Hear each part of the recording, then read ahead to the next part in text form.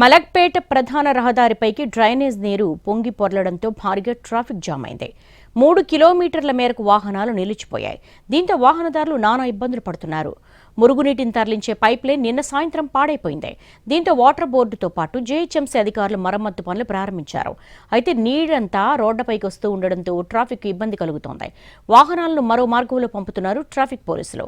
Dilsukh Nagar, LB Nagar వైపు వెళ్లే వాళ్లు ప్రత్యామ్నాయ మార్గాల్లో ప్రయాణించాలని సూచిస్తున్నారు అధికారులు.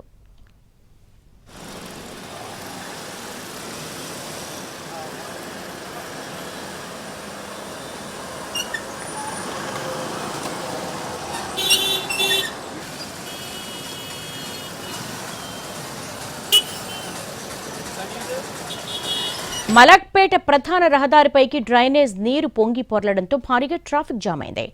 అక్కడి తాజా పరిస్థితిపై మరింత సమాచారం ప్రేమ్ రిపోర్ట్ చేస్తారు.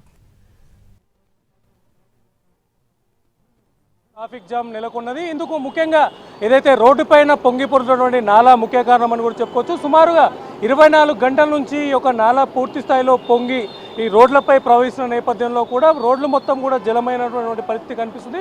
మొత్తం మురుగునీరంతా కూడా రోడ్డుపైకి వచ్చిన సందర్భంగా ఇటువైపు నుంచి అటు టువర్డ్స్ కోటి వైపు నుంచి ఎంజీబీఎస్ వైపు నుంచి వచ్చేటువంటి వాహనాలు అటు మలక్పేట వైపు, ఎల్బీ నగర్, దిల్సుఖ్ నగర్ వైపుతో పాటు అటు సైదాబాద్, సంతోష్ నగర్ వైపు వెళ్ళేటువంటి వాహనాలన్నీ కూడా ఈ మార్గం ద్వారానే వెళ్లాల్సి ఉంటుంది.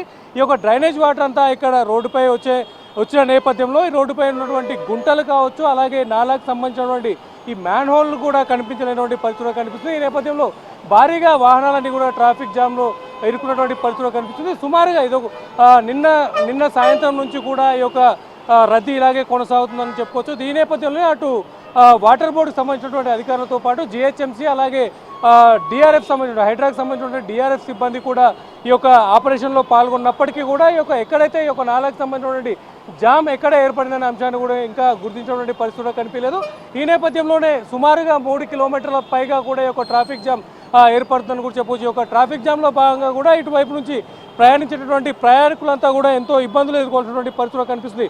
ఈరోజు సాయంత్రం వరకైనా కూడా ఈ యొక్క ట్రాఫిక్ని క్లియర్ చేసే ప్రయత్నాలు చేసేందుకు కూడా అధికారులు తీవ్రంగా శ్రమిస్తున్నప్పటికీ కూడా ఈ యొక్క సమస్య తీరేటటువంటి పరిస్థితి కూడా కనిపించట్లేదని కూడా చెప్పుకోవచ్చు. గతంలో కూడా వర్షాలు కురిసిన సమయంలో ఇక్కడ ఇలాంటి పరిస్థితి కొనసాగుతుంది.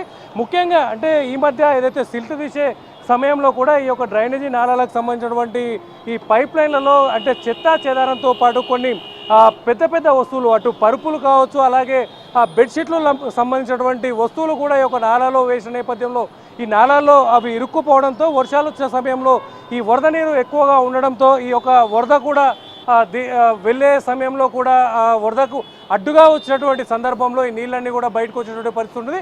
ముఖ్యంగా ఇక్కడ నాలా ఏదైతే మూసికి సంబంధించినటువంటి నాలాకు ఆనుకుని ఉన్నటువంటి ఈ యొక్క నాలాలో పూర్తిగా జామ్ అయిన నేపథ్యంలో ఈ యొక్క మురుగునీరంతా కూడా బయటికి రివర్స్ పంపింగ్ చేస్తూ పూర్తిగా రోడ్లపై కూడా పొలుతుందని కూడా చెప్పుకోవచ్చు. ఈ నేపథ్యంలోనే ఈ మార్గం అంతా కూడా పూర్తిగా మురుగునీరుతో జలమయమైందని కూడా చెప్పుకోవచ్చు. అధికారులు సత్వరమే స్పందించి పూర్తి స్థాయిలో